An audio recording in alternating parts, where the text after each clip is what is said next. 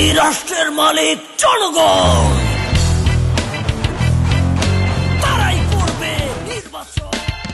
স্বাগত জানাচ্ছি আপনাদের সবাইকে আজকের অনুষ্ঠানে বিট রবিন 10Qতে, যেখানে আমি উপস্থিত আছি ব্যারিস্টার ওয়াকিদ বিন আজাদ, এবং আমাদের সাথে আজকে আছে আমাদের অতিথি মোহাম্মদ গোলাম সারোয়ার, যিনি কিনা জনতার দল থেকে মনোনীত এমপি পদপ্রার্থী ঢাকা ৮ আসনে। সারোয়ার ভাই, ধন্যবাদ আপনাকে আজকে আপনার গুরুত্বপূর্ণ সময় আমাদেরকে দেওয়ার জন্য এবং এখানে উপস্থিত হওয়ার জন্য। আপনাকেও ধন্যবাদ এবং বিট রবিনকেও ধন্যবাদ আমাকে আজকে এখানে আমন্ত্রিত করার জন্য। আমাদের আজকের আলোচনা সভাটা তো আপনি জানি কি, সেটা হচ্ছে যে আমরা 10টা মৌলিক প্রশ্ন জনতার পক্ষ হয়ে প্রত্যেকটি মনোনীত এমপি প্রার্থীকে জিজ্ঞেস করছি, এবং অনেকজনই এদের মধ্যে উপস্থিত হচ্ছে, এখানে সাহস করে আসছে, সৎ সাহসটা করে এখানে উপস্থিত হচ্ছে জনতার সামনে, জনগণের সামনে দাঁড়িয়ে কথাগুলো জবাব দেওয়ার জন্য, এবং একজন আসছে না। তার মধ্যে আপনি এসেছেন, সেটাকে আমরা খুবই অ্যাপ্রিসিয়েট করি, and you are most welcome. So ধন্যবাদ। আমি স্ট্রেটলি তাহলে আমাদের প্রশ্নতে চলে যাই। জি, অবশ্যই। আমাদের প্রথম যে প্রশ্নটা এখানে ছিল সেটা হচ্ছে, আপনি কেন সংসদ সদস্য হতে চান? জনগণ কেন আইন প্রণেতা হিসাবে আপনাকে নির্বাচিত করবে? আচ্ছা, আবার আমি শুরুতে আমার পরিচয়টি দিয়ে নেই। আমি মোহাম্মদ গোলাম সারোয়ার। আমি বেগম রোকেয়া বিশ্ববিদ্যালয় মার্কেটিং সেকেন্ড ব্যাচ। আমি মার্কেটিংয়ে বিবিএ এমবিএ করেছি এবং রিসেন্টলি ল কমপ্লিট করেছি। আর লাইসেন্সের জন্য ইনশাআল্লাহ সামনে পরীক্ষা দেব, আশাবাদী আমি লাইসেন্স পেয়ে যাব। তো রাজনীতিতে আসা মূলত আমার শরীফ ওসমান হাদি আমার অনুপ্রেরণা। তো শরীফ ওসমান হাদি যেদিন মাথায় গুলি খেলো, সেদিন থেকে আমার মনে একটা প্রশ্ন মাথায় ঘুরপাক খাচ্ছিল যে আসলে এটাকে কি বেঁচে থাকা বলে কি না। একটা মানুষ ভালো বলুক মন্দ বলুক, তাকে আপনি প্রকাশ্যে গুলি করে মারবেন, আবার চলে যাবেন, বিচারতন্ত্র প্রশাসন যে যাই বলেন সেটা তার বিচার করবে না, আমাকে কেন রাস্তায় দাঁড়িয়ে বারবার প্রতিবাদ করতে হবে। তো সেই জায়গা থেকে আসলে আমি এখন এসেছি যে আসলে আমাদের প্রত্যেকটা ভালো মানুষকে উচিত সংসদে আসা। আমার মনে হয়েছে যে আমি একজন সৎ মানুষ, আমি বরাবরই প্রতিবাদী মানুষ ছিলাম, এবং বিশ্ববিদ্যালয় লাইফে আমার যতগুলো অন্যায় আমার সামনে উপস্থাপিত হয়েছে আমি আমার জায়গা থেকে প্রতিবাদ করেছি। সেটা আমি এখনও যেটা করে যাচ্ছি। আমার নেতাকর্মী নেই, কোনো কেউ নেই, কিন্তু আমি আমার একলা চলরে রবীন্দ্রনাথের যে থিওরি, আমি একলা চলরে থিওরিতে এগিয়ে চলেছি। তবে আমি আশাবাদী খুব শীঘ্রই আমরা এক থেকে অনেক হব, অনেক থেকে আমরা হব। তো আমি মূলত সংসদ সদস্য হতে চাই বাংলাদেশে ইনকিলাব এবং ইনসাফ কায়েমের জন্য। ইনকিলাব মানে বিপ্লব এবং ইনসাফ মানে সুবিচার। তো সুবিচারের যে জায়গাটুকু বাংলাদেশে আজকে স্বাধীনতার যে 54 বছরেও এসে আমরা পাইনি। আমরা যদি দেখি সেই মানে 71 থেকে শুরু করে আমাদের এই পর্যন্ত একটা ন্যায্য বিচারও এখন পর্যন্ত হয়নি। যেগুলো আমরা যদি ধরি, আমাদের যে একজন বিশিষ্ট অর্থনীতিবিদ ছিলেন শাহ এম এস কিবরিয়া, সাগররুনি হত্যা, তনু হত্যা, এরকম অসংখ্য হত্যার বিচার আমরা চেয়ে আসলে হয়রান হয়ে গেছি। আমরা প্রত্যেকেই মজলুম, আমি নিজেও একজন মজলুম। আমি সেই মজলুমের কণ্ঠস্বর হওয়ার জন্য সংসদে যেতে চাই, যেটা শরীফ ওসমান হাদি যেতে চেয়েছিল, এবং সংসদে গিয়ে সে তার ভোকালটা সারা বিশ্বে পৌঁছে দিতে চেয়েছিল। তো সেই জায়গা থেকে আসলে আমি এখন সংসদ সদস্য হতে চাই। এবং গণতন্ত্রের নামে যে আমাদের পরিবারতন্ত্র বা রাজতন্ত্রের একটা প্রথা চলছে, হ্যাঁ, আপনি সুযোগ্য হলে, আপনি রাজার ছেলে যদি যোগ্য হন, আপনি সেই পদটা পেতে পারেন। কিন্তু আমাদের রাজনীতির কালচারে আমরা দেখে আসছি সেই শিশুকাল থেকে যে রাজনীতিবিদের ছেলে রাজনীতিবিদ হচ্ছে, এবং সে পড়ালেখা কিন্তু দেশে করে না, সে বিদেশে গিয়ে পড়ালেখা করে সে সকল নাগরিক সুযোগ সুবিধা পায়। কিন্তু আমাদের জায়গা থেকে আমরা যারা নিম্ন শ্রেণী বা মধ্যবিত্ত শ্রেণীর লোকজন আছি, তারা এই সুযোগ সুবিধাগুলো কখনোই পায়নি এবং এখন পর্যন্ত পাচ্ছি না। আমাদের যে মজলুমের প্রতি অত্যাচারের কালচার, এটি চলমান আছে। সেই জায়গা থেকে আমার মনে হয়েছে যে আমার এই মুহূর্তে রাজনীতিতে আসা উচিত। আসলে আমরা গা বাঁচিয়ে যেটা চলতেছি, এই চলাটা আসলে কোনো জীবন না। আমাদের জীবনটাকে একটা রুটিন মাফিক বলবো কি শোষণতন্ত্রের একটা হাতিয়ার হিসেবে আমরা এখানে বাংলাদেশে আছি। আমাদের প্রত্যেকটা জনগণ রাষ্ট্রের কাছে একটি মাত্র সংখ্যা, আর কিছুই না। আমি যে রাস্তায় বের হওয়ার পর যে আমি সঠিকভাবে বাড়ি পৌঁছাবো, এর কোনো নিরাপত্তা নেই। মেট্রো রেলের সিলেপেয়ার খুলে আমার মাথায় পড়তেছে, আমার সন্তান গিয়ে নলকূপের মধ্যে পড়তেছে। মানে একটা হযবরল রাষ্ট্রে আমরা বসবাস করতেছি। মানে রাষ্ট্র বলতে যা বুঝায় বাংলাদেশ এখনও তা হয়ে উঠতে পারেনি। সেই বাংলাদেশকে আসলে সবাই আমাদেরকে স্বপ্ন দেখায় যে এই করব সেই করব। আসলে আমি স্বপ্নের বাংলাদেশ আর দেখতে চাই না, আমি বাস্তবের বাংলাদেশ দেখতে চাই। তার আমি মানে বাস্তবের সারোয়ার ভাই, বাংলাদেশ আমি একটু নয়, ইন্টারাপ্ট করলাম। বিনিময় করার জন্যই আমি রাজনীতিতে জি, আসছি, থ্যাংক সংসদে ইউ যেতে চাই। সারোয়ার ভাই। তা আমি একটু ইন্টারাপ্ট করলাম। তার মানে আপনি যেটা বলতে চাচ্ছেন সেটা হচ্ছে দ্যাট এখন পর্যন্ত অন্য সব এমপি পদপ্রার্থীরা যারা আমরা বিগত সালে দেখে এসেছি আর যারা আমাদেরকে রিপ্রেজেন্ট করেছে, তারা যেরকম আমাদেরকে অনেক প্রমিসেস করেছে, আমরা আপনার কাছ থেকেও অনেক প্রমিস পেলাম তাদের মতোই। অ্যান্ড দেখা যাক এবার আগামী নির্বাচনের পরে যদি আপনি নির্বাচিত হন, দেখবো আমরা তাহলে যে তারা যেরকম প্রমিস করে তাদের প্রমিস নিভাতে পারে নাই, আপনি প্রমিস করে কতটুকু নিভাতে পারেন। আমরা আশা করবো যে আপনি নিভাবেন। কিন্তু ইনশাআল্লাহ। হ্যাঁ, ঠিক আছে, তাহলে আমি তাহলে দ্বিতীয় প্রশ্ন দিকে এগিয়ে গেলাম। তা হলো, কি কারণে আপনার দল অথবা 1% ভোটার আপনার এলাকার থেকে আপনাকে মনোনয়ন দিয়েছে? আচ্ছা, যেটা বললাম আসলে রাজনীতিতে আমি মানে সরাসরি যুক্ত কখনোই ছিলাম না, কোনো রাজনৈতিক দলের সাথেও আমি যুক্ত ছিলাম না, কিন্তু রাজনৈতিক চেতনার জায়গাটুকু আমার স্পষ্ট ছিল। আমি প্রতিটা রাজনৈতিক দলকে বিশ্লেষণ করেছি। তো সেই জায়গা থেকে আসলে আমার দল আমাকে দেখে, আমি যখন তাদের সাথে যোগাযোগ করলাম, তো তারা আমাকে, আমার প্রোফাইল দেখেছে। আমি যেটা বললাম যে আমি বরাবরই প্রতিবাদী মানুষ, আমার প্রোফাইল আছে গোলাম সারোয়ার নামে, এবং আমার বন্ধু বান্ধবরা অনেকে আমাকে পাগল বলে, পাগলাটে বলে যে তোর এগুলো করার কি দরকার, তুই কেন এসব করতেছিস, হ্যাঁ তোর কি দরকার প্রতিবাদ করার। আসলে আপনি পণ্যের যদি প্রতিবাদ না করেন তাহলে আপনি তো মানুষই না, আপনার মধ্যে মানুষ বোধটা যদি না থাকে তাহলে তো আপনি কোনো দিন মানে মানে আমাদের সর্বশেষ বিচার যেটা আমরা বলি হাসরের ময়দানে হবে, খোদা তাআলার কাছে গিয়ে আপনি কি জবাব দিবেন। আমাদের রাসূল মুহাম্মদ সাল্লাল্লাহু আলাইহি ওয়াসাল্লাম বলে গেছেন যে তুমি যদি কোনো অন্যায় দেখো প্রথমে সেটা হাত দিয়ে প্রতিরোধ করো, যে হাত দিয়ে না পারো মুখ দিয়ে করো, মুখ দিয়ে না পারো অন্তর থেকে ঘৃণা করো। তা আমাদের অবস্থা এখন সবার এমন হয়ে গেছে, আমরা শুধু অন্তর থেকেই ঘৃণা করে মানে গা বাঁচায় চলতে পারলেই বাঁচি। তো সেই জায়গা থেকে আমার দল আমার দেশপ্রেম দেখেছে, নিষ্ঠা দেখেছে, সততা দেখেছে, একাগ্রতা দেখেছে। সেই জায়গা থেকে আমার পার্টির চেয়ারম্যানের সাথে যখন আমি কথা বলেছি, আমার মুখপাত্রের সাথে কথা বলেছি ডেলেস খান, তারা আমার বিষয়গুলো খুব ভালোভাবে অবজার্ভ করেছে এবং আমার যে শিক্ষাগত যোগ্যতা সেগুলোও দেখেছে। সেই জায়গা থেকে তারা আমাকে চয়েস করেছে এবং আমি আশাবাদী বাংলাদেশের জনগণ যদি আমাকে ভালোভাবে দেখে, বোঝে, শোনে। বিশ্বাসের জায়গাটুকু আসলে 24 পরবর্তী বাংলাদেশে নষ্ট হয়ে গেছে। আমরা যাদেরকে নিয়ে আশাবাদী ছিলাম যে এই রক্তের বন্যার পর আমরা একটা মানে সুন্দর বাংলাদেশ দেখব, সেই জায়গাটুকু নষ্ট হয়ে গেছে। সবাই আসলে প্রতিশ্রুতির বলি নিয়ে আসে।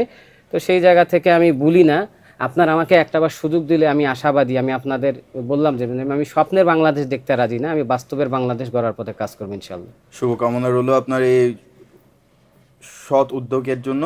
আর যেটা আর কি ঘুরে ফিরে একই কথাই আসছে যে আসলে দেখা যায় যে এই ভোটার, এই যে মনোনয়ন যে দেওয়াটা, এটা আসলে প্রত্যেকটা পলিটিক্যাল পার্টি তাদের নিজেদের পছন্দকৃত ব্যক্তিকে দেয়। এখানে আসলে ভোটারদের কোনো এরকম রোল প্লে আসলে এরকম থাকেও না। আর এই যে ভোটার, আপনাদের যে পলিটিক্যাল যে পার্টিরা, তারা যে আপনাদেরকে কি বেসিসে এক একজন প্রার্থীকে তাদের এলাকার প্রার্থী হিসাবে নমিনেশন দেয়, এটার কোনো ট্রান্সপারেন্সিও থাকে না। এটা একটা ট্রান্সপারেন্সি থাকলে আশা করি যে খুব ভালো হতো। তাহলে আর কি আপনাদের যে কনস্টিটিউয়েন্সি, আপনার ঢাকা 8-এর যারা ভোটার্স, তাদের জন্য সুবিধা হতো বুঝতে যে আমাদের জনতার দল থেকে এখানে 8 জন প্রার্থী আছে, তার মধ্যে গোলাম সারোয়ার ভাই কেন আমাদের জন্য যোগ্য প্রার্থী, কেন আমাদেরকে রিপ্রেজেন্ট করতেছে, এটা আমরা দেখতে পারতাম। কিন্তু আনফরচুনেটলি এটা নাই। বাট আপনার জব আমরা শুনলাম, নিলাম। না, এই বিষয়টা আমি একটু স্পষ্ট করি। আসলে আমাদের পার্টি নতুন, আমাদের জনতার দল নিবন্ধন পেয়েছে গত ডিসেম্বরের 11 তারিখ এবং আমাদের মার্কা হলো গিয়ে কলম, আমাদের নিবন্ধন নাম্বার 60। তো আমাদের পার্টি আসলে নতুন পার্টি। সেই জায়গা থেকে আপনি যে প্রস্তাবনা দিয়েছেন আসলে এটাই হওয়া উচিত যে প্রতিটা ক্ষেত্রেই জনগণের সম্পৃক্ততা থাকা উচিত। সেই জায়গা থেকে এখন আমরা সামনে যদি এই কালচারটা তৈরি করতে পারি, যে মিটটা চলে আসছে যে আসলে মানে নমিনেশন বিক্রি করার যে একটা ব্যবসা, তো সেই জায়গা থেকে আমাদের পার্টি চেয়ারম্যানের ওনার বাবা জাতীয় পার্টি থেকে 7 বারের এমপি ছিলেন লালমনিরহাট থেকে, টানা 32 বছর উনি এমপিগিরি করেছেন। তো ওনার বাবা একজন সৎ মানুষ ছিলেন এবং ওনার প্রতি আস্থা রেখেই আসলে আমি এই দলে যোগদান করেছি এবং আমার আর্মিদের প্রতি একটা ব্যাপক মানে আগ্রহ ছিল অতীতে এবং আমি দুবার অফিসার ক্যাডেট হিসেবে দাঁড়িয়েছিলাম, কিন্তু ভাগ্যের কারণে আমি হতে পারিনি। তো আমি আশাবাদী যে আমার দল আমার মানে একাগ্রতা, দেশপ্রেম, নিষ্ঠা দেখে আসলে আমাকে নমিনেশন দিয়েছে। ধন্যবাদ গোলাম সারোয়ার ভাই, আমি আপনার কথাটা বুঝতে পেরেছি। কিন্তু এটা আমি শুধু আপনার দল, জনতার দল যে যে দল, সেই দলকে টার্গেট করে বলিনি, আমি এটা মূলত সব দলের ব্যাপারেই জি, বলেছি যে এই ট্রান্সপারেন্সিটা আপনারা যদি নিয়ে আসতেন তাহলে খুবই ভালো হ্যাঁ, হতো। প্রত্যেকটা দলের এটা কারণ করা উচিত, আমি এখানে সেটাই অ্যাকচুয়ালি বলছি। আমরা ভোটার হিসাবে কোনোদিন বুঝি না যে আমাদের যে কনস্টিটিউয়েন্সি এক একজনের এক এক এলাকাতে আমাদের যেই মনোনয়নকৃত যেই এমপি প্রার্থীরা তারা কেন দাঁড়াচ্ছে এবং তাদের যে যোগ্যতাটা কি, কিসের বেসিসে তাদের দল তাদেরকে দেয় নমিনেশন, সেটা আমরা আসলে বুঝতে পারি না কখনোই। আর so এই কথাটা শুধু আপনার জন্য বলা হয়নি, এটা অ্যাকচুয়ালি না। প্রত্যেক দলেরই আনা উচিত একটা ট্রান্সপারেন্সি, যে একটা বোর্ড হওয়া উচিত যেখানে আমরা ট্রান্সপারেন্টলি অ্যাজ আ পাবলিক দেখতে পারবো। জি, জি, এটা তো আচ্ছা, অবশ্যই। তাহলে আমরা যদি এর পরের প্রশ্নে চলে যাই, সেটা হচ্ছে যে খুবই একদম মৌলিক একটা প্রশ্ন এন্ড খুবই আই থিঙ্ক খুবই জরুরি একটা প্রশ্ন, সেটা হচ্ছে আপনার আয়ের মূল উৎস কি? আপনার সম্পদের বিবরণ জনগণের কাছে উপস্থাপন করুন, শুনি আমরা একটু। আচ্ছা, আমার আয়ের মূল উৎস মূলত ছিল চাকরি। আমি গত 18 তারিখ চাকরিটা ছেড়ে দিয়েছি এবং পাশাপাশি আমার কিছু ব্যবসা ছিল। আমি মূলত ব্যাটারি লাইনে চাকরি করতাম, হ্যামকো কর্পোরেশন লিমিটেডে সেলসে এবং মার্কেটিংয়ে, রংপুর বিভাগে আমার দায়িত্ব ছিল। পাশাপাশি আমার কিছু ব্যবসা ছিল, সেই ব্যবসা থেকে টুকটাক যা আসতো তাই দিয়ে আমি ছাপোষা জীবনযাপন করতাম, হালাল রুজি খেয়ে পড়ে। আর আমার পূর্ণ হলফনামা আপনারা যদি দেখেন, স্মার্ট ইলেকশন বিডি নামে একটা অ্যাপ নির্বাচন কমিশন থেকে দিয়েছে। পাশাপাশি আপনারা নির্বাচন কমিশনের ওয়েবসাইটে গেলে আমার আয়ের উৎস সম্পর্কে এবং আমার ডিটেলস পূর্ণাঙ্গ বিবরণ আপনারা দেখতে পারবেন। এবং আমি প্রত্যেকটা ভোটারকে বলবো, আপনারা মার্কা দেখে আর ভোট দিবেন না, আপনারা শিক্ষাগত যোগ্যতা, প্রার্থীর সততা, নিষ্ঠা, দেশপ্রেম এসব দেখে ভোট দিবেন। ধন্যবাদ।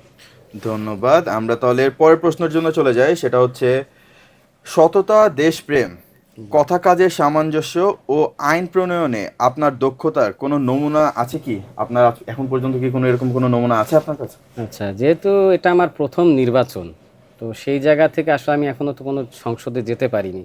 তো আমি একটু আসলে এখানে তাহলে একটু ইন্টারাপ্ট করলাম। জি। আপনার এটা প্রথম নির্বাচন, সেটা আমরা দেখতেই পারছি and আমরা আপনাকে শুভকামনা করছি, কিন্তু এই বিষয়ে যদি আমরা আসি তাহলে একটু দ্যাট মেম্বার অফ পার্লামেন্ট কারা হতে চায়? তারাই হতে চায় যারা রাষ্ট্রের জন্য কিছু করতে চায়। তো ওই সূত্রে তো এমনও হতে পারতো যে আপনি নিজের পার্সোনাল গেইন ছাড়া আপনি আপনার কনস্টিটিউয়েন্সির জন্য, আপনার এলাকার জন্য কিছু একটা অ্যাটলিস্ট করে থেকেছেন, যেটা আপনি বলতে পারেন যে হ্যাঁ একটা এক্সাম্পল আছে যে আমি এরকম করেছি। তো এরকম কি কোনো কিছু আছে? আমি সেই জায়গাটা থেকে আসছি, আপনার প্রশ্নের উত্তরে আসতেছি। তো এটা যেহেতু আমার প্রথম নির্বাচন, একজন সংসদ মানে নির্বাচিত সংসদ হিসেবে আমার সেই অভিজ্ঞতা নেই, কিন্তু আমি স্টুডেন্ট লাইফে টিআইবি করেছি, রোটারি ক্লাব করেছি এবং মোট কথা বলা চলে প্রায় 13-14টা অর্গানাইজেশনের সাথে আমি জড়িত ছিলাম। সেই জায়গা থেকে আমি দেশের জন্য অনেক কাজ করেছি এবং এখনও করে যাচ্ছি। এবং যেহেতু আমার নিজস্ব বিজনেস আছে এবং বিভিন্ন প্ল্যাটফর্ম আছে, সেই জায়গাগুলোতে আসলে আমি পলিসি মেকিংয়ের কাজ করি। তো একজন সংসদ সদস্যের কাজ আসলে আমাদের বাংলাদেশে যেভাবে উপস্থাপন করা হয় বা সংসদ সদস্যরা গিয়ে যেভাবে প্রতিশ্রুতির বুলি আওড়ান যে ব্রিজ বানিয়ে দিব, এই করব, সে করব, এটা আসলে তার কাজ না। একজন সংসদ সদস্যের কাজ হলো গিয়ে আইন প্রণয়ন করা এবং আইন বাস্তবায়ন করা। তো আমার জায়গা থেকে আমি মনে করি আমি যথেষ্ট যোগ্য আছি এবং আমি আমার যোগ্যতা যদি বাংলাদেশের জনগণ আমাকে সুযোগ দেয়, ঢাকা ৮ আসনের জনগণ আমাকে সুযোগ দেয়, আমি তাদের সেই মানে চাহিদাগুলো পূরণ করতে ভালোভাবে কাজ করতে পারবো ইনশাআল্লাহ। ধন্যবাদ। আপনার কথাটা শুনে খুব ভালো লাগলো দ্যাট এটা খুব খুব রেয়ারলি সংসদ সদস্যরা এই জিনিসটা রিয়েলাইজ করে বা এটা বুঝতে পারে দ্যাট একজন সংসদ সদস্যের কাজ এটা না যে কালভার্ট তৈরি করে দেওয়া বা ব্রিজ তৈরি করে দেওয়া, এটা করে না, তার কাজ হচ্ছে আইন প্রণয়ন করাটা। এই জিনিসটা যে আপনি উল্লেখ করলেন শুনে খুব ভালো লাগলো এবং আশা করি যে সুযোগ পেলে আপনি কিছু করবেন এই বিষয়ে। ধন্যবাদ। আমরা যদি এর পরের প্রশ্নে চলে যাই, সেটা হচ্ছে হাজার বছর ধরে অন্যের আইন দ্বারা শোষিত ও নির্যাতিত না হয়ে স্বাধীনভাবে দেশের জনগণের জন্য সব ধরনের আইন প্রণয়নে কি পদক্ষেপ নেবেন? আচ্ছা, এই প্রশ্নের সোজাসাপটা উত্তর হলো আসলে আপনি মানে মানুষ কার সৃষ্টি? আমরা যারা মুসলিম আমরা বলি আমরা আল্লাহর সৃষ্টি। তো আল্লাহ আপনাকে একটা বিধান দিয়ে দিছে, সেই বিধানের বাইরে রেখে আসলে আপনি কোনো সমাধান পাবেন না। এবং বিগত 54 বছরে আমরা দেখে আসতেছি যে আসলে আমাদের লটা আসলে তৈরি ব্রিটিশদের মাধ্যমে, ব্রিটিশ ল দ্বারা আমরা পরিচালিত হচ্ছি। কিছু কিছু আইন রিসেন্টলি আমরা নিজেরা করেছি, কিন্তু আসলে মানুষের তৈরি আইন দিয়ে আপনি কখনো মানে এই সঠিক সুবিচার ন্যায় কখনোই প্রতিষ্ঠিত করতে পারবেন না। তো আমি যদি ভবিষ্যতে কখনো সংসদে যেতে পারি, আমার মূল এজেন্ডা থাকবে আল্লাহর আইন বাস্তবায়ন করা। কারণ আপনি আল্লাহর সৃষ্টি, আল্লাহই আপনাকে মানে জানে যে আপনি কোনটা করলে ভালোভাবে চলবেন, কোনটা করলে খারাপভাবে চলবেন, এবং সেভাবেই উনি আইন তৈরি করেছেন এবং মানুষের জন্য সেটা প্রয়োগের কথা বলেছেন। তো আমরা আসলে স্রষ্টার বাইরে গিয়ে যখন কিছু করতে চাই সেটার ফলাফল কখনোই ভালো হয়নি। এবং এই স্বাধীনতার ৫৪ বছরেও আমরা শুধু নট অনলি বাংলাদেশ, সারা বিশ্বে দেখতেছি যে কোথাও কোনো শান্তি নেই। কারণ আপনি স্রষ্টার উপরে উঠে যেতে চাচ্ছেন, নাউজুবিল্লাহ মিন জালেক। তো এই জায়গাটা যদি আমি আমার আল্লাহর আইন বাস্তবায়ন করতে পারি, আমি ইনশাআল্লাহ আশাবাদী যে আমরা একটা মানে সঠিক সুন্দর সমাজ ব্যবস্থা পাবো, যেখানে সবাই আমরা মানে সঠিকভাবে বাঁচতে পারবো এবং সকল নাগরিক সুযোগ সুবিধা পাবো ইনশাআল্লাহ। সারোয়ার ভাই, আপনার এই কথাটা শুনে খুবই ভালো লাগলো। এখন বলতে গেলে কি মন ছুঁয়ে গেছে কথাটা, কারণ প্রথমত এটা তো আসলেই সত্যি দ্যাট আমরা আজকে 1000 বছর পার হওয়ার পরও আমরা এখনো ব্রিটিশ দ্বারা তৈরি করে দেওয়া আইন ফলো করে যাচ্ছি, যেটা আসলে জনগণের রাষ্ট্রের স্বার্থে না, উল্টা তাদেরকে নিপীড়িত করার জন্য, তাদের উপর এটা একটা ওদের উপর অত্যাচার করার জন্য এটা করে তুলে হয়েছে। কিন্তু আপনি যেই কথাটা বললেন যে আল্লাহ তাআলার যে আইন, অবশ্যই উইথাউট এনি ডাউট ইসলাম দ্বারা ফর মেড যেসব ল, ইসলাম made laws, those are absolutely perfect. ওগুলাতে কোনো ফ্লজ নেই, ওগুলো 100% একদম কোনো কোনো রকম লুপহোল নেই ওই লজে, অ্যাবসলিউটলি কারেক্ট। বাট আপনি যেটা বললেন দ্যাট আপনি ওই আইনকে, ইসলামের আইনকে আপনি বাস্তবায়ন করার চেষ্টা করবেন, সেটা আপনি, এটা তো মুখে বলতেছেন আপনি, বাট আদৌ এটা কি বাস্তবে করা সম্ভব? আপনি একজন এমপি হয়ে যদি আপনি ইলেক্টেড হন, পার্লামেন্টে দাঁড়ান, আপনার সামনে তো আরও অনেকজন এমপি দাঁড়াবে। আর বাংলাদেশ তো একটা সেকুলার কান্ট্রি, একটা সেকুলার কান্ট্রিতে আপনি একজন এমপি একা কেমনে করে এটা বাস্তবায়ন করবেন? এটা খালি মুখে বললে তো হলো না। আপনার কি এটার জন্য কোনো একটা একটা একটা অ্যাবসলিউট একটা রোড ম্যাপ, একটা প্ল্যান আছে কোনো? জি, ধন্যবাদ। আসলে প্রত্যেকটা জিনিসের শুরু এক থেকে শুরু হয়, প্রত্যেকটা যাত্রা একটা কদম থেকে শুরু হয়। তো সেই যাত্রায় আমি আমার প্রথম কদম ফেলেছি। তো আমার সাথে মানে আমি নির্বাচনী প্রচারণা চালাচ্ছি একা একা। তো বাংলাদেশের প্রতিটা মানুষের মধ্যে, মজলুমের মধ্যে আমি একটা আকাঙ্ক্ষা দেখেছি, তারা আসলে এই জুলুমের জিনজির ভাঙতে চায় এবং তারা চায় কেউ একজন আসুক যিনি তাদের পক্ষে কথা বলবেন। তো সেই জায়গায় একজন কথা বলা শুরু করেছিলেন, শরীফ ওসমান হাদী। তো তার কণ্ঠস্বর রোধ করে দেয়া হয়েছে। তো আপনার যে এই প্রশ্নের জায়গা, আসলে আমি মুখে যেটা বলছি যে এটা বাস্তবায়ন করা সম্ভব কিনা, তো আপনার আল্লাহ কোরআনে আমি একটু বলেছেন। ইন্টারাপ্ট করলাম আর কি, কারণ আমার এই কথা বলার কারণ হচ্ছে যে আপনি যেটা চাচ্ছেন এটা খুবই সৎ উদ্দেশ্য, and I really appreciate it, it's a very good initiative. আর আপনি যেটা চিন্তা করেন it's really good, but problem হচ্ছে যে এটা তো একজন একা এটা করা সম্ভব না। এটা একটা ডেমোক্রেটিক ইনস্টিটিউশন, বাংলাদেশ একটা ডেমোক্রেটিক কান্ট্রি, আর আমরা আমাদের নিজেদেরকে সংবিধানের সেকুলার কান্ট্রি হিসাবে বলছি।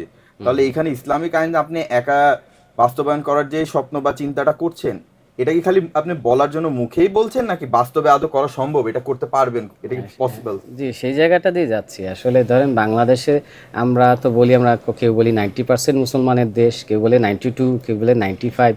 আসলে আমরা শুনে শুনে মুসলমান, তো এই জন্য আমাদের প্রবলেমগুলো বেশি। আসলে কোরআনে আল্লাহ প্রথম শব্দ বলেছেন ইকরা, পড়ো। আমরা পড়া থেকে যোজন যোজন দূরে। তো আমরা যদি একটু পড়ালেখা করি এবং ইসলামী আইন বাস্তবায়ন বা আল্লাহর আইন বাস্তবায়নের জন্য আসলে আমার আগে থেকেই অনেকেই কাজ করে যাচ্ছেন।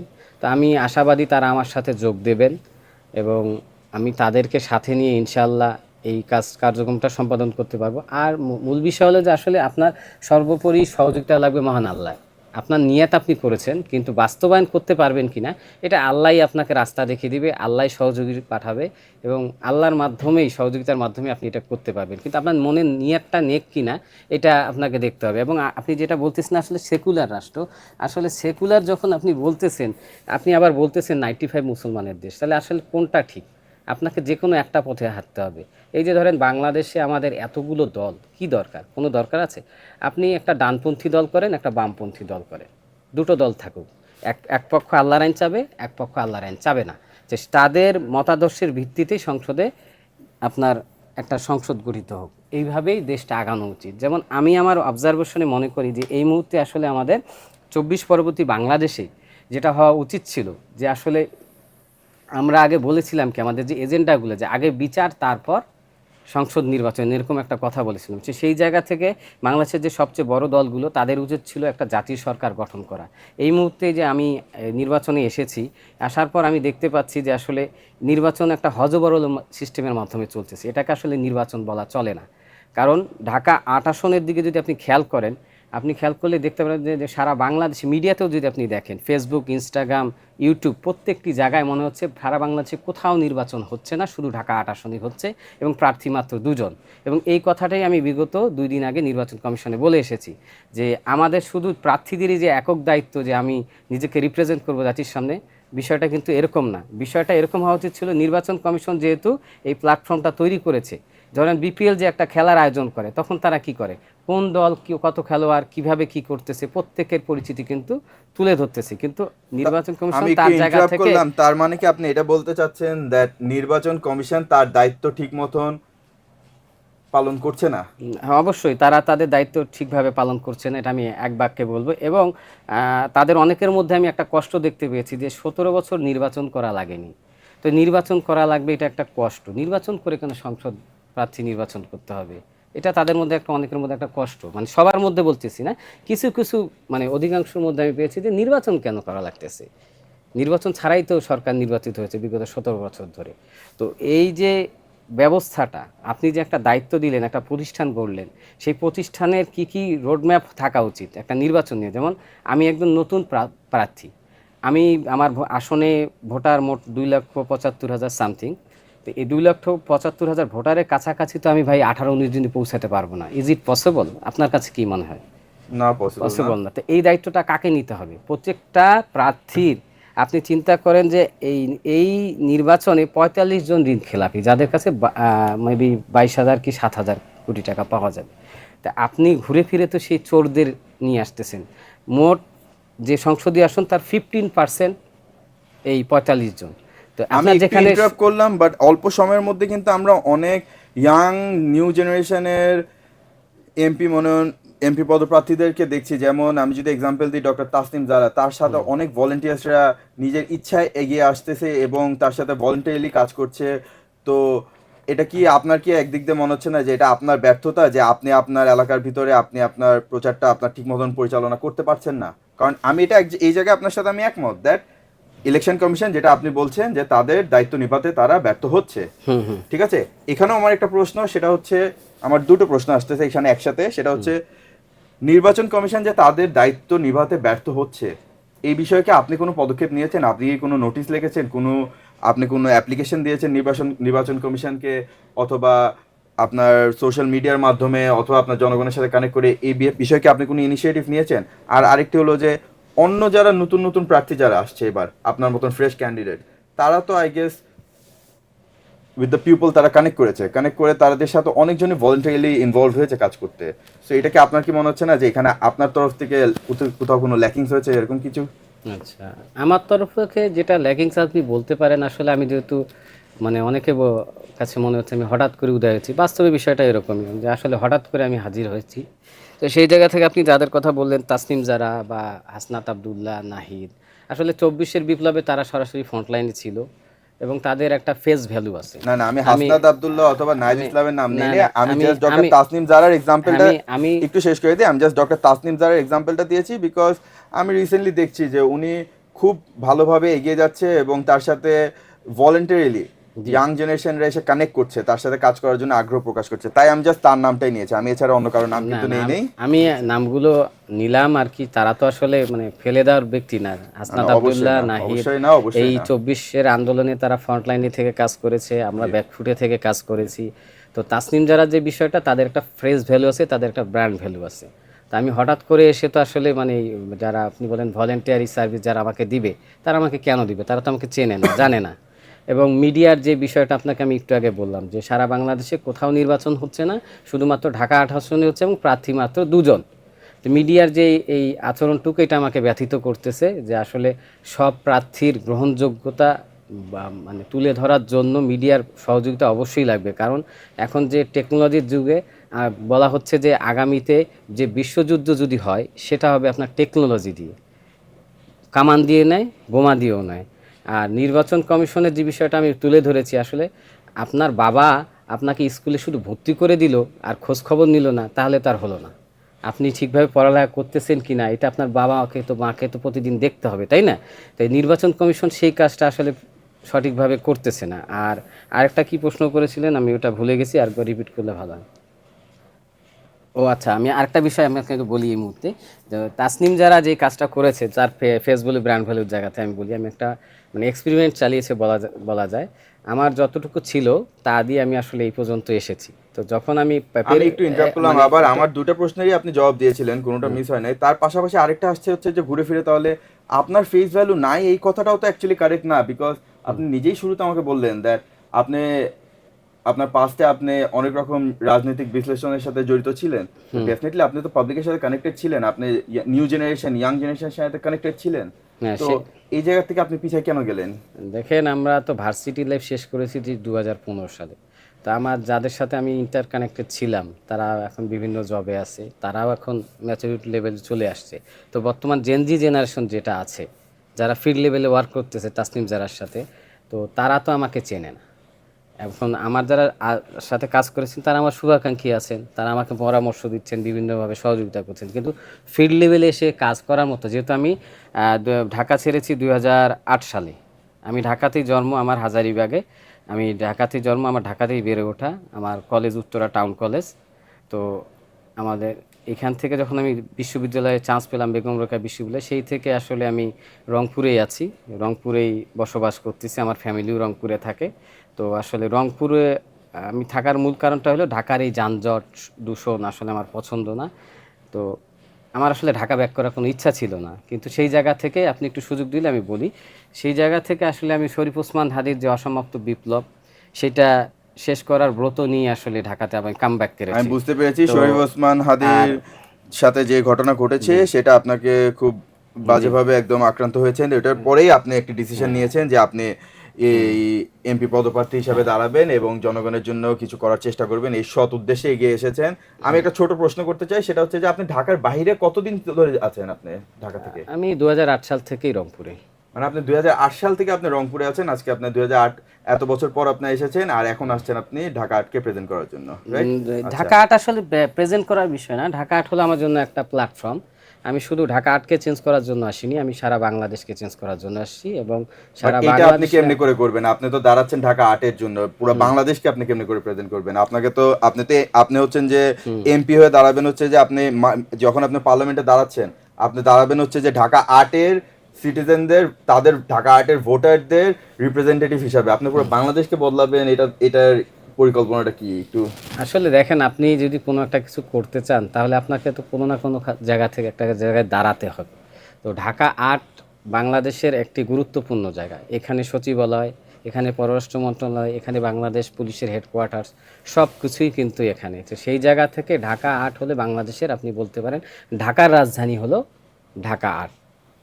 বাংলাদেশের রাজধানী যদি ঢাকা হয়ে থাকে, ঢাকার রাজধানী হলো ঢাকা আর্ট। তো সেই জায়গা থেকে আমার সাথে যারা আরও বিভিন্ন সংসদ প্রার্থী নির্বাচিত হবেন, আমি তাদের যে মানে কনসেপ্টের জায়গাটুকু ক্লিয়ার করে তাদেরকে সহযোগিতার নিয়ে, তাদের সহযোগিতা নিয়ে আসলে আমি বাংলাদেশকে চেঞ্জ করার জন্য এখানে আসছি। এখন হতেও পারে যে কথার কথা, আমি যদি তারা আমাদেরকে পছন্দ করেন, আমি বাংলাদেশের প্রধানমন্ত্রী হয়ে যেতে পারি, রাষ্ট্রপতি হয়ে যেতে পারি, তখন আমার জন্য কাজটা সহজ হয়ে যাবে। শুভকামনা রইল আপনাকে সেটার জন্য। আশা করি যে কোনো না কোনো একদিন আমরা যদি হয় তাহলে আপনাকে যাতে আমরা দেশের রাষ্ট্রপতি অথবা প্রধানমন্ত্রী পদে যাতে দেখতে পারি, আর ইনশাল্লাহ যাতে একটা উন্নয়ন যেটা আপনি চিন্তা করছেন সেটাও যাতে আমরা আপনার কাছ থেকে দেখতে পারি। আচ্ছা, এগিয়ে যাই আমরা আরেকটা প্রশ্নের কাছে, কারণ সময় একটু আমাদের। আচ্ছা, আমি আরেকটু কিছু যেহেতু তাসনিম জারা বিষয় আসলো, একটা বিষয় কথা বলে আপনার নেক্সট কোশ্চেনে যাই। তাসনিম জারা যে বিষয়টা হয়েছে, যে তাসনিম জারা 29 ঘন্টায় 47 লাখ টাকা তুলেছে, তাই তো? ব্যারিস্টার ফুরাত উনি একদিনে মেবি 22 লাখ টাকা তুলেছেন। তো সেই জায়গা থেকে আমি যেহেতু অপরিচিত মুখ, আমি আমার ফেসবুক পেজ থেকে, নির্বাচনী যে ক্যাম্পেইন ফেসবুক পেজ থেকে একটা আবেদন জানিয়েছিলাম। আমি যখন আর পারতেছিলাম না, আসলে এখনও আমি পারার অবস্থায় নেই, আমি অনেক কষ্ট করে এগিয়ে যাচ্ছি। তো সেই জায়গা থেকে আমি একটা শরীফ ওসমান হাদির যে বিষয়গুলো, যে শরীফ ওসমান হাদি আমাদেরকে শব্দ সন্ত্রাস, মিডিয়া সন্ত্রাস এবং ভাষা সন্ত্রাসের বিষয়টুকু স্পষ্ট করেছে। সেই জায়গা থেকে আমি আমার ক্যাম্পেইনের একটি জায়গায়, যেখানে শুধু আপনারা হয়তো দেখতে পাবেন, এখানে আমি লিখে দিয়েছি যে আপনার হালাল উপার্জন থেকে আমাকে সহযোগিতা করুন। তো এ পর্যন্ত প্রায় 5-6 লাখ লোক মেবি আমাকে দেখেছে, কিন্তু কেউ এখন আমাকে সহযোগিতা করেনি। তো আমাদের অবস্থাটা কোন জায়গায় দেখেন, যে আমাদেরকে হালাল উপার্জন আসলে নেই। এখন আমার বারবার এই প্রশ্নটাই বারবার জায়গা। না, আই রিয়েলি আন্ডারস্ট্যান্ড আপনার যে ইস্যুটা আপনি তুলেছেন, I really understand that, and আমার ওইটার বিষয়ে আমি আপনার জন্য আমার এমপ্যাথি অ্যান্ড সিম্প্যাথি দুটোটাই আছে, কিন্তু এখানে আবার ঘুরে গেলে আমি একটা কথা বলবো as a local citizen and voter, that is সেটা হচ্ছে যে আসলে আমি আপনাকে 2008-এর পর আজ পর্যন্ত ঢাকায় দেখিনি, যেটা আপনিই বললেন। তা আমি যাকে চিনি না, যার ব্যাপারে আমি জানি না, তার জন্য আমার এগিয়ে না আসাটাই তো আসলে স্বাভাবিক। আর যাকে আমি চিনি, যাকে আমি দেখেছি আমার সাথে কানেক্ট করতে সাকসেস হয়েছে, এটা তার বলতে গেলে এটা তার প্লাস পয়েন্ট ছিল আর কি, সে কানেক্ট করতে সাকসেসফুল হয়েছে। এখানে আই গেস আপনার মিস হয়ে গেছে কানেক্ট করাটা, যেহেতু আপনি ঢাকা ছিলেন না, ঢাকার জনগণের সাথে আপনি কানেক্টেড ছিলেন না, মানুষ আপনাকে চিনতো না, তাহলে আপনার সাথে ওরা কানেক্টেড হতে পারছে না, সেই কারণে হয়তো আপনি পিছিয়ে গিয়েছেন। বাট তারপরও আপনার জন্য শুভকামনা রইলো, এই আশা করি জায়গাটা যে বিষয়টা পারবেন। আসলে কি হয়েছে সেটা আমি আরেকটা বিষয় আমি উপলব্ধি করতে পারছি, সেটা হলো যে আসলে ওই যে বললাম না, বিশ্বাসযোগ্যতার জায়গাটুকু নষ্ট হয়ে গেছে। দিন দিন মানুষ বিশ্বাস করতে করতে ঠকে ঠকে ওইটা আপনার বিশ্বাসের যে বিষয়টা, ওটা আপনার আসলে অর্জন করে নিতে হবে, এটা আসলে রাতারাতি আসবে না। ওটা 18 দিনে আপনি আশা করতে পারবেন না যে আপনি জনগণের কাছ থেকে স্বল্প যেটা সময়ের মধ্যে আসবে আসলে সম্ভব না। এটা হয়তো বা আপনার ব্যর্থতা ছিল। আপনি 18 দিনের সময় এসে যদি আশা করেন যে ঢাকা 8-এর মতন জায়গা থেকে, যেটাকে আপনি বলছেন যে ঢাকা 8 হচ্ছে যে ঢাকার রাজধানী, ওখানে আপনি 18 দিনের মধ্যে এসে ওখানকার জনগণের থেকে আপনি ওদের বিশ্বাস অর্জন করে নেবেন, সেটাও অ্যাকচুয়ালি পসিবল না। বিকজ আমরা জনগণ হাজারো হাজারো না অ্যাকচুয়ালি, বাট অনেক বছর ধরে আমরা ধোকা খেয়ে আসতেছি। তো 18 দিনে কাউকে বিশ্বাস করতে পারাটাও অ্যাকচুয়ালি লজিক্যাল হবে না বলবো আমি, এন্ড আমি বলবো যে বাঙালি এখন আর এতটাও বোকা নাই। বাট যেহেতু আপনি সৎ উদ্দেশ্যে নেমেছেন, আশা করি ইনশাআল্লাহ ভালো কিছু করবেন। মানুষের কাছে আমি আহ্বান রাখবো যে আপনার আসলে মানুষকে যদি বিশ্বাস না করেন, কাকে করবেন? মানুষকেই আপনার বিশ্বাস করতে হবে। না না, এখানে আমি আপনার সাথে ডিসএগ্রি করব, দ্যাট ইজ সেটা হচ্ছে না সারওয়ার ভাই, সরি টু ইন্টারাপ্ট, বাট এখানে আমি ডিসএগ্রি করব। সেটা হচ্ছে যে অল্পতেই বিশ্বাস করবে এরকম বিশ্বাস করতে করতে আজকে এই দশা হয়েছে, আমরা এই অবস্থায় এসেছি। এখন ওই টাইম এসে পড়েছে দ্যাট আপনি কাজ করেন, প্রথমে কাজ করে প্রমাণ দেন, প্রমাণ দিয়ে তারপর বিশ্বাস অর্জন করে নেন। বিশ্বাসকে কিনে নেওয়া যাবে না, বিশ্বাস অর্জন করে নিতে হবে। আমি বিশ্বাসকে কিনতে চাচ্ছি না, আপনি বিশ্বাস অর্জন করে নেবেন। আমি বিশ্বাস আসলে কিনতে আসিনি, বিশ্বাস অর্জন করতে আসছি। এবং আমি আপনি যেটা ইন্টারাপ্ট করে বললেন যে আসলে মানে বিষয়টা আসলে আপনাকে মানতেই হবে যে মানুষকে যদি আপনি বিশ্বাস না করেন, আপনি কাকে করবেন? গরু ছাগলকে করবেন? গরু ছাগলকে বিশ্বাস করতে পারবেন? আপনাকে মানুষকে বিশ্বাস করে এগিয়ে যেতে হবে। হ্যাঁ, আমি হাতে খুব কম সময় পেয়েছি আপনাদের সামনে হাজির হওয়ার, কারণ আমি আসলে হঠাৎ করেই উদয় হয়েছি। কিন্তু আমি হঠাৎ করে উদয় হলেও আমি আমার নিয়ত আছে, এবং আপনারা যদি আমাকে বিশ্বাস করেন, বিশ্বাসটা আপনি যদি না করতে পারেন, বিশ্বাস করে আমাকে যদি ওই জায়গায় না পাঠান, তাহলে কিন্তু আপনি যেটা আমাকে বলতেছিলেন যে আমি আগামী দিনে শুভকামনা থাকতেছে, আপনি গেলে ভালো কিছু করবেন, আমাকে যদি সুযোগটাই নাই দেন, তাহলে আমি নিজেকে কিভাবে প্রমাণ করব? তা আমি চাচ্ছি যে ঢাকা 8-এর জনগণ আমাকে সেই সুযোগটা দিবে, যাতে আমি বাংলাদেশের জন্য কাজ করতে পারি। আপনার কথা খুবই সুন্দর সারওয়ার ভাই, বাট আনফরচুনেটলি আমি ঢাকা 8-এর ভোটার নয়। বাট যারা ঢাকা 8-এর ভোটার, এটা আমি তাদের উপরই ছেড়ে দিলাম। তারা যদি মনে করে যে ঠিক আছে, সারওয়ার ভাই যিনি 18 দিন আগে এসে আমাদের ঢাকা 8-এ আমাদের জন্য কাজ করছে এবং আমাদের জন্য কিছু করার অনেক প্রমিসেস এবং আশা দিচ্ছে, তার উপর বিশ্বাস করা যায়, তাহলে আমি আশা করি তারা অবশ্যই আপনার জন্য এগিয়ে আসবে। শুভকামনা রইলো। আমি এর পরের প্রশ্ন তাহলে চলে যাই, সেটা হচ্ছে সরকারি কর্মকর্তা কর্মচারীদের দায়িত্বশীলতা, জবাবদিহিতা ও বাধ্যকর দায়বদ্ধতা নিশ্চিত করতে প্রযুক্তি নির্ভর ব্যবস্থাপনার বিধিবিধান প্রণয়নে আপনার প্রস্তুতি কি?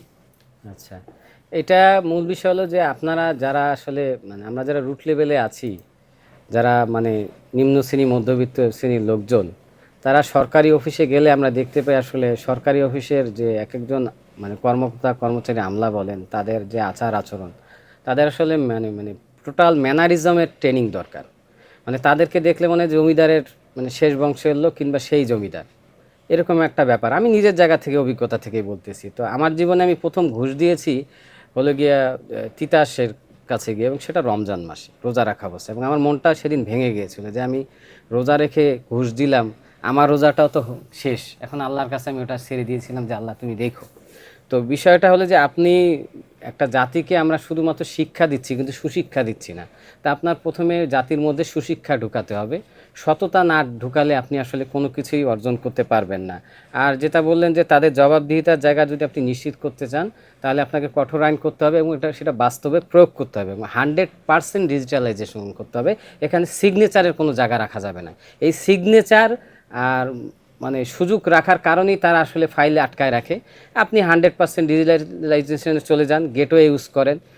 আপনি যেমন এস্তোনিয়ার দিকে যদি তাকান, তাদের দেশ পুরো ডিজিটালাইজেশন, তাদের প্রত্যেকটা জিনিস, যেমন এই রিসেন্ট আপনার এনটিআরসি থেকে যে সার্টিফিকেট দেওয়া হয়েছে, যারা পাশ করেছে তাদেরকে সার্টিফিকেট দেওয়া হয়েছে। তো আপনি আপনার একটা সার্ভিসের জন্য রাষ্ট্র আসলে কি, এটা আগে আমাদেরকে বুঝতে হবে।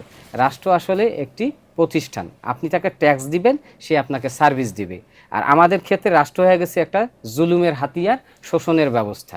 তো সেই জুলুমের ব্যবস্থা, শোষণের ব্যবস্থা জারি রেখেছে কিভাবে? সিস্টেমের মাধ্যমে। সিস্টেমটা এমনভাবে সিস্টেম করে রাখা হয়েছে যেখানে দুর্নীতি করা যায়, শোষণ করা যায়। আপনি মোটরসাইকেলের জায়গায় খেয়াল করেন, মোটরসাইকেল কী হচ্ছে, রাস্তায় গেলে আপনি বিশ্বের কোথাও দেখবেন না আপনাকে ট্রাফিক আটকাচ্ছে, আপনি যদি যতক্ষণ আইন না ভাঙেন। আর আমাদের দেশে যদি দেখতেছে ট্রাফিক পুলিশ দূর থেকে আসা মতো আপনার সব ওকে আছে, হেলমেট, আপনি গাড়ি ড্রাইভ করছেন ঠিক করে, দাঁড় করে কি ভাই লাইসেন্সটা দেখান। কেন?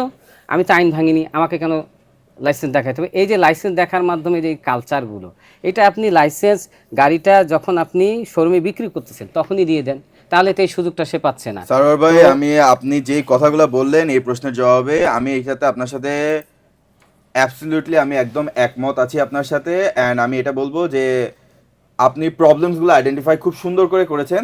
অ্যান্ড আমি বিশ্বাস করি যে আমাদের রাষ্ট্রের যে জনগণ, আমরা সবাই এই প্রবলেমসগুলো দেখছি, অ্যান্ড আমরা এগুলো সবাই একই আপনার সাথে একমত।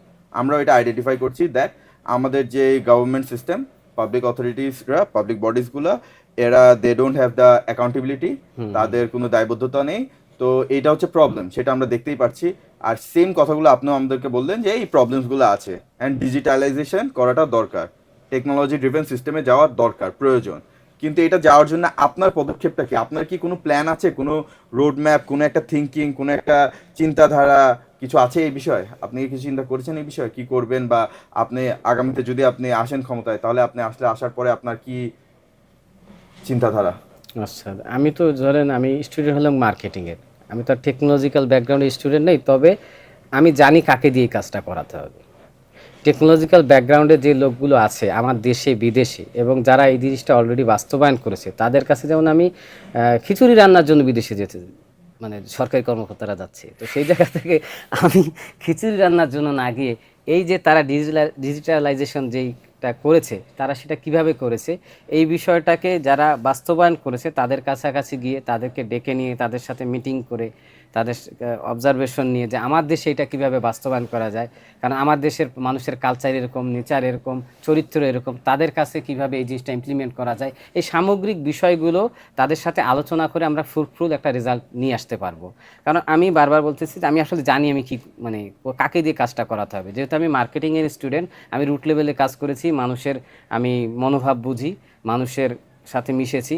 একজন মানে ধনিক শ্রেণীর রাজনীতিবিদের যে সন্তান, বা তিনি যেভাবে রাজনীতি করেন এসি রুম থেকে, আমি সেভাবে করিনি। আমি একদম মাটির মানুষের সাথে মিলেমিশে আমি তাদেরকে জেনেছি, বুঝেছি, এবং সেই জায়গা থেকে আজকে আমি এই জায়গায় এসেছি। তো আমি এই টোটাল জিনিসটা কিভাবে করতে হয় সেটা জানি, এবং কাদেরকে দিয়ে করাতে হবে সেটাও ইনশাল্লাহ আমি আস্তে আস্তে খুঁজে বের করে তাদেরকে নিয়ে কাজটা সম্পন্ন করব। থ্যাংক ইউ, আপনার কথা শুনে খুব ভালো লাগলো। অ্যান্ড মনে হচ্ছে যে আপনার কাছে আসলেই একটি ভালো প্ল্যান আছে মাথায়। এখন বাকিটা দেখা যাক কি হয়। আমরা তাহলে এগিয়ে যাই, সেটা হচ্ছে স্থানীয় উন্নয়ন কার্যক্রমে আইন প্রণেতার হস্তক্ষেপ, দ্বিচারিতা ও স্বার্থের দণ্ড তৈরি করে এই স্বার্থের দণ্ড এড়িয়ে কিভাবে শুধু আইন প্রণয়ন ও সংসদীয় কাজে ভূমিকা রাখবেন আপনি? আচ্ছা, মূল বিষয়টা আসলে আবার মানে প্রযুক্তি আপনার সকল সমস্যার সমাধান নয়। যার মনে সততা নেই তাকে দিয়ে আপনি আসলে ভালো কিছু করাতে পারবেন না। তো আমাদের এখানে honesty is the most important thing over G, here. আপনি যদি সিঙ্গাপুরের দিকে তাকান, যে সিঙ্গাপুর পৃথিবীর একমাত্র দেশ যে কখনো স্বাধীনতা চায়নি। মালয়েশিয়া তাকে যখন ছেড়ে দিল তখন সেখানকার যে প্রধানমন্ত্রী ছিলেন তিনি কিন্তু কেঁদে ফেলেছিলেন, কিন্তু তিনি কি করেছেন, বা দেখেন যে মানে ঢাকার চেয়েও একটা ছোট শহর যেটি একটি দেশ, আজকে তারা কোথা থেকে কোথায় গিয়েছে, তিনি কি করছেন, সব সৎ লোকগুলোকে একত্রিত করেছেন। আর আপনি আমার সংসদের দিকে যদি তাকান, যত চোর, যত পাটপার, যত লুটেরা, সব সংসদে। এবং এই 350 আসনের যে লোকজন, এরাই যে বাংলাদেশের মৌলিক চাহিদাগুলো আমরা বলি যে অন্ন, বস্ত্র, বাসস্থান, চিকিৎসা, এবং রিসেন্টলি যোগ হয়েছে বিনোদন, সামনে হয়তো আরও হবে, আমরা আসলে সাধারণ জনতা এটা কখনোই পাইনি এবং তার কাছাকাছি কখনো যায়নি। যেমন আমি নিজেকে একজন মজলুম বলি এই জায়গা থেকে, যে আমি সরকারি সেবা সঠিকভাবে পাইনি, আমি আমার বিশ্ববিদ্যালয়ের শিক্ষা সঠিকভাবে পাইনি। আমার যতটুকু অর্জন আমি নিজের পড়ালেখার মাধ্যমে অর্জন করেছি, এটা আমি নিজেকে বলবো। আমার বাবাকে নিয়ে আমি পিজি হাসপাতালে বারান্দায় মুমূর্ষু বাবাকে নিয়ে 7 দিন পড়েছিলাম। বেড খালি থাকা সত্ত্বেও আমাকে বেড দেওয়া হয়নি, কারণ আমার মামা চাচা ছিল না, আমার রাজনীতিবিদে পাওয়ার ছিল না। বিষয়টা তো তারপরে বিভিন্ন জনকে ধরে আমার বাবাকে হাসপাতালে বুঝতে ভর্তি পেরেছি আমি, করাতে হ্যাঁ। হয়েছে। তো এই জায়গাটা আসলে খুবই প্যাথেটিক। আমি একটা রাষ্ট্রের নাগরিক, আমি আমার মানে সুচিকিৎসা পাওয়া আমার অধিকার, সেটা আমি পাচ্ছি না। কারা পাচ্ছে আপনি খেয়াল করে দেখবেন, আপনি যদি আমাকে একটু বাধা না দেন, মানে আমি লাইন থ্রু হারিয়ে হ্যাঁ ফেলি। হ্যাঁ শিওর। তো সেই জায়গা থেকে হলো গিয়ে যে কারা পাচ্ছে এই সুযোগ সুবিধা, আপনি দেখেন যে এই যে সংসদের 350 আসন এবং তার আশেপাশে যত লুটতরাজকারী আছে তারাই পাচ্ছে। আপনি কোন হিসাবে নির্বাচন কমিশন আবার 45 জন ঋণ খেলাপিকে আপনি নির্বাচনে অংশগ্রহণ করার সুযোগ দেন? এই যে আপনি মানে অপরাধীদেরকে ডেকে ডেকে এনে সুযোগ দিচ্ছেন। 24 পরবর্তী বাংলাদেশে আমরা দেখলাম যে সকল অপরাধী ছাড়া পেয়ে গেল। আমরা কিন্তু ধীরে ধীরে এটা দেখেছি, কিন্তু আমরা দেখলাম না যারা 24 পরবর্তী বাংলাদেশে নিপীড়িত ছিল, যারা ওই আমলে মামলাগুলো খেয়েছিল। ডক্টর আসিফ নজরুলকে আমরা খুব ভালো একজন স্যার মনে করেছিলাম, তিনি আমাদের আশাহত করেছেন এবং পদে পদে করতেছেন। ডক্টর ইউনূসের একটা বিরাট সুযোগ ছিল বাংলাদেশে মহামানব হওয়ার, কিন্তু তিনি সেই সুযোগটা হাতে হাতে হারালেন। উনি নোবেল বিজয়ী হতে পারেন, কিন্তু উনি বাংলাদেশকে আমরা যে আকাঙ্ক্ষা নিয়ে স্বপ্ন নিয়ে তাকে দায়িত্ব দিয়েছিলাম, সেই দায়িত্বটা উনি পালন করতে ব্যর্থ হয়েছেন। আমি তো একটু ইন্টারাপ্ট করছি, আমি আসি। আপনার সাথে এগ্রি করি, আপনি যাই বলছেন সব কথা আমি এগ্রি করি, বাট আমার প্রশ্নটা কিন্তু ছিল হচ্ছে যে, আমার প্রশ্নটা আমি আবারও করছি, সেটা ছিল হচ্ছে যে স্থানীয় উন্নয়ন কার্যক্রমে আইন প্রণেতার হস্তক্ষেপ দ্বিচারিতা ও স্বার্থের দণ্ড তৈরি করে। এই স্বার্থের দণ্ড এড়িয়ে কিভাবে শুধু আইন প্রণয়ন ও সংসদীয় কাজে ভূমিকা রাখবেন আপনি? আমি আপনাদেরকে শুরুতেই যেটা বলেছিলাম যে আসলে একজন সংসদ সদস্যর কাজ কি আইন প্রণয়ন করা এবং আইন বাস্তবায়ন করা। তা আপনি যখন ওগুলো বাদ দিয়ে টেন্ডারি করবেন, ব্রিজ কালভার্ট নির্মাণ করবেন, তখন তো আপনার দ্বন্দ্ব তৈরি হবে। ডেফিনেটলি কনফ্লিক্ট অফ ইন্টারেস্ট হবে। হ্যাঁ, কনফ্লিক্ট অফ ইন্টারেস্ট হবে। তাহলে কি আপনি বলছেন যে আগামীতে আপনি যদি এমপি হিসাবে হুম প্রার্থী হয়ে দাঁড়ান এবং আপনি এমপি হয়ে যদি আপনি বিজয় হন, তাহলে আপনি মিনিস্ট্রিয়াল লেভেলে গভর্নমেন্টের প্রজেক্টসে আপনার কন্ট্রাক্টসের ওখানে টেন্ডার বাজিতে ওখানে ইনফ্লুয়েন্স খাটাবেন না আপনার? না, আপনি একদম সৎভাবে আপনি এগিয়ে যাবেন আপনার, আর আপনার সাথে যে নেতাকর্মীরা কাজ করে থাকবে তাদেরকেও আপনি এই সুযোগ করতে দিবেন না না? না না, আমার নাম ব্যবহার করে আপনি যদি খেয়াল করেন যে তারেক রহমানকে ডুবিয়েছে কে? তার বন্ধু মামুন। তা আমি এগুলো তো দেখে দেখে বড় হয়েছি। আমি নিজেকে বলি যে আমি মানে বলা না, এটা বাস্তব। আমি বস্তি থেকে উঠে আসা একটা ছেলে। আমার বাবা বস্তি জীবন থেকে আমাদেরকে এই পর্যায়ে নিয়ে আসছেন, আমি আজকে যে পর্যায়ে আসছি। তো আমরা এই ঘটনাগুলো দেখে এসেছি। আমি 95-এ যখন প্রথম নির্বাচনের মানে উপলব্ধি আমার আসে, তখন আমি এই নোংরামিগুলো দেখেছি। তো সেই সুযোগটুকু আমি আমার, যেটা হাসনাত আবদুল্লাহ গতদিন বলেছে যে কোনো নেতাকর্মীকে আমার নাম ভাঙায় খাবেন, এটা আমি হতে দেব না, এটা কখনোই হতে দেব না। কারণ আমার নামের একটা মূল্য আছে, আমার মানুষ বিশ্বাস করে আমাকে যে দায়িত্ব দেবে, সেই দায়িত্বটা আমাকে সঠিকভাবে পালন করতে হবে। থ্যাংক ইউ সারওয়ার ভাই, আর আপনার এই কথা প্রশ্নে- শুনে আমার খুবই ভালো লাগলো, বাট আর বেসিক্যালি আমি আশা করি দ্যাট এরকম যেটা আপনি এক্সাম্পল দিলেন যে হাসনাত আবদুল্লাহ এরকম বলেছে এবং অতীতে অনেকজনই বলেছে, আপনিও বললেন, আপনার কথা শুনে আসলে খুবই ভালো লাগলো, খুশি হলাম। আমি জাস্ট এতটুকু আশা করব, এবং মানে জনগণ হিসাবে আমি একজন সাধারণ নাগরিক হিসাবে, এবং আশা করি বাকি সব যারা দেখছে জনগণরা তারাও এটাই আশা করবে যে আপনার মুখে এবং কাজে যাতে মিল থাকে, যে কথাগুলো বলেছেন ওইটাই যাতে রাখতে পারেন, এটা যাতে না বদলে যায়, দ্যাট ক্ষমতা আসার পর যাতে না ভুলে যায় যে না এখন তো ক্ষমতা আছে, তাহলে টেন্ডারটা আমার খালতো ভাই, আমার চাচতো ভাই, আমার বন্ধু ও খাক। তো আপনার যেহেতু এই সৎ চিন্তা আছে, শুভকামনা রইলো। আমরা তাহলে এরপরের প্রশ্নে আমি আরেকটু এখানে শেষ করি।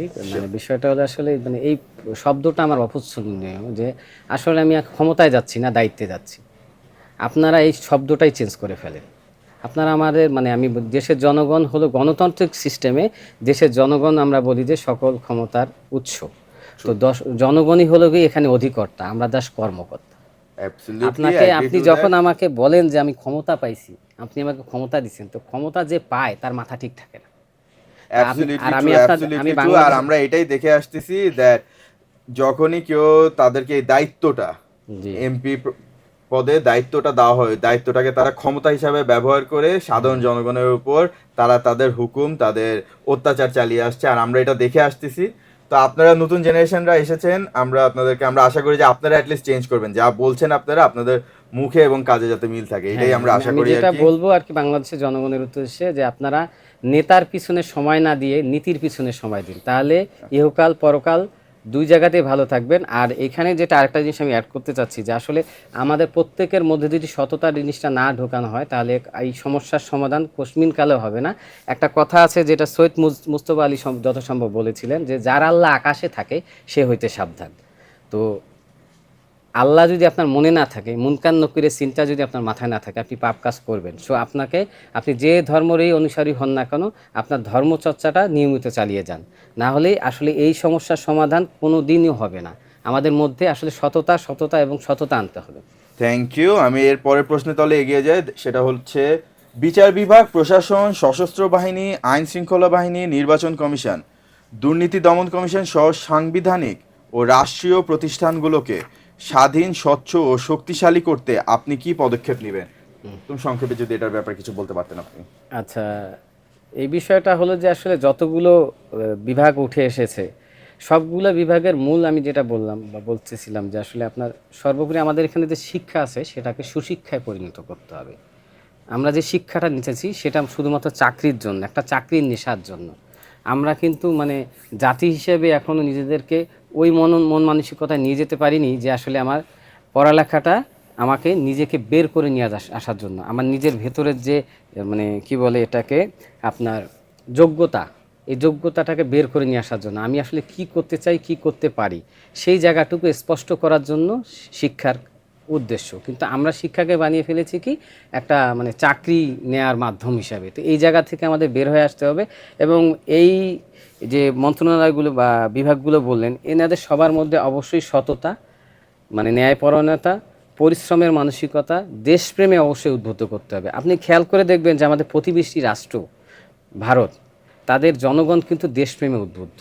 আপনি যত কিছুই করেন ভারতীয়দেরকে দিয়ে বিদেশি পণ্য সহজে ব্যবহার করাতে পারবেন না। কিন্তু আমার দেশ কি করি, আমি কি করি, বাজারে গেলেই বলি যে ভাই ইন্ডিয়ান ক্রিমটা দেওয়া যায় না, এই ক্রিমটা বিদেশি, কোনটা বিদেশি ক্রিম। তো আমাদেরকে যে দেশাত্মবোধের জায়গাটুকু এটা ডেভেলপ করতে হবে। এইটা না করলে কিছু হবে না। এবং আমাদের যারা এই প্রত্যেকটা সেক্টরে যারা আছে তাদেরকে নিয়ে নিয়মিত পাঠচক্র করতে হবে এবং অবশ্যই বই পড়ার অভ্যাস করতে হবে। বই মানুষের জ্ঞান বিকাশ করে এবং বইয়ের মাধ্যমে মানুষ বুঝতে পারে কোনটা ভালো ভেরি কোনটা ওয়েল মন্দ। সেড সারোয়ার ভাই, আপনার কথা শুনে ভালো লাগলো। দ্যাট আলটিমেটলি দেশপ্রেম থাকতে হবে আমাদের সবার ভিতরে। Very well said, thank you. আমরা তাহলে এর পরের প্রশ্নে যদি চলে যাই, সেটা হচ্ছে কল্যাণ রাষ্ট্র বিনির্মাণে স্বেচ্ছাসেবা নীতি প্রণয়নের মাধ্যমে জনগণকে সম্পৃক্ত করার কি পরিকল্পনা আপনার আছে? আচ্ছা, বিষয়টা হলো যে জনগণকে আপনার বলুন কি আগে আপনাকে সুশিক্ষাটা দিতে হবে। সুশিক্ষা দেওয়ার মাধ্যমে সুশিক্ষিত জাতি যখন আপনি গড়ে তুলবেন তখন তাদেরকে আপনি আপনার প্রত্যেকটি নীতি প্রণয়নে অংশগ্রহণ করাতে হবে। আপনি নাম দিয়েছেন গণতন্ত্র, অথচ এক গণভোট যে আপনি করছেন সেই গণভোটে যে আপনি কিসে ভোট দিচ্ছেন এখনও কিন্তু জনগণ স্পষ্ট না। ইভেন আমি আমার জায়গা থেকেও স্পষ্ট না, আমি ব্যক্তিগতভাবে, যে আমি আসলে কোথায় গণভোটে হাঁ দেবো কি না দেবো। তো এখন আমাকে অনেক ভোটার, আমি যখন রাস্তায় যাচ্ছি অনেকে জিজ্ঞেস করতে, যেমন রিসেন্ট ঢাকা ভার্সিটিতে আমি যখন গেলাম, আমি নিয়মিত যাচ্ছি ওখানে, ছাত্ররা আমাকে জিজ্ঞেস করছে ভাই আপনি হাঁ ভোট দিবেন না ভোট দিবেন। কিন্তু আমি আপাতত যতটুকু দেখছি নাইম আমার চেয়ে কানা বাবা ভালো, হাঁ ভোটে দেওয়াটাই উচিত। কারণ যতটুকু আছে ততটুকুই এখন আমাদের দেওয়া উচিত। আর বুঝতে পারলাম, ঠিক আছে। তাহলে আমি শেষ প্রশ্নে চলে যাই, সেটা হচ্ছে ভূমিবিন্যাস ও ব্যবহার নীতি, স্বাস্থ্যনীতি, শিক্ষানীতি, পররাষ্ট্র নীতি, বাণিজ্য নীতি, শিল্পী নীতি, স্থানীয় সরকার নীতি, নিরাপদ খাদ্য নীতি, জনবান্ধব বিচারিক নীতি, খনিজ নীতি, প্রশাসনিক বিকেন্দ্রীকরণ নীতি, গবেষণা ও উন্নয়ন নীতি ইত্যাদি প্রণয়ন ও বাস্তবায়নের লক্ষ্যে কি পদক্ষেপ গ্রহণ করবেন? আচ্ছা, এই যে ধরেন এতগুলো বিভাগ, একটা মানুষ কিন্তু অলরাউন্ডার হতে পারে না।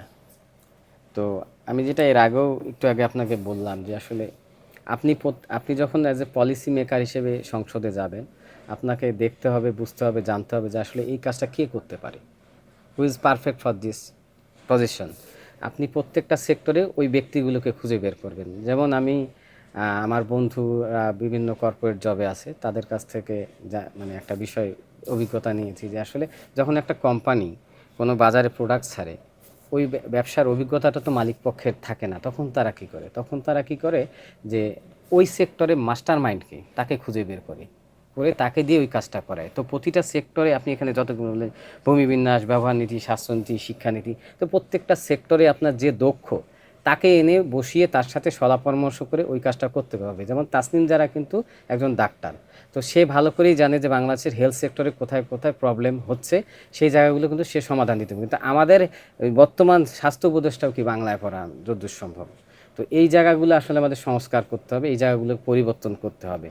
আর আমি সর্বোপরি যেটা বলবো যে আসলে আপনার মধ্যে, আবারও বারবার বলবো যে আমাদের মধ্যে দেশপ্রেম আনতে হবে, মনের মধ্যে ঈমান আনতে হবে, আল্লাহ ভীতি আনতে হবে।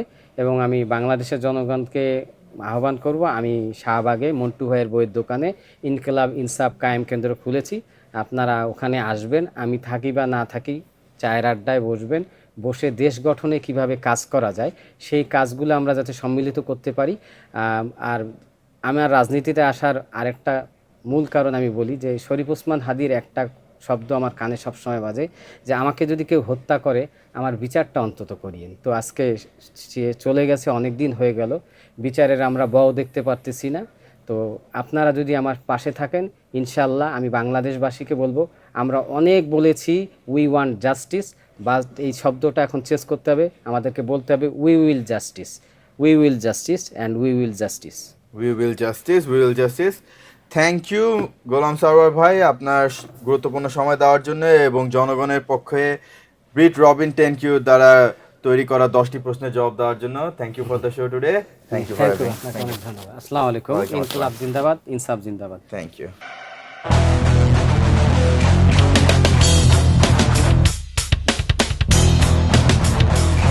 এই রাষ্ট্রের মালিক জনগণ।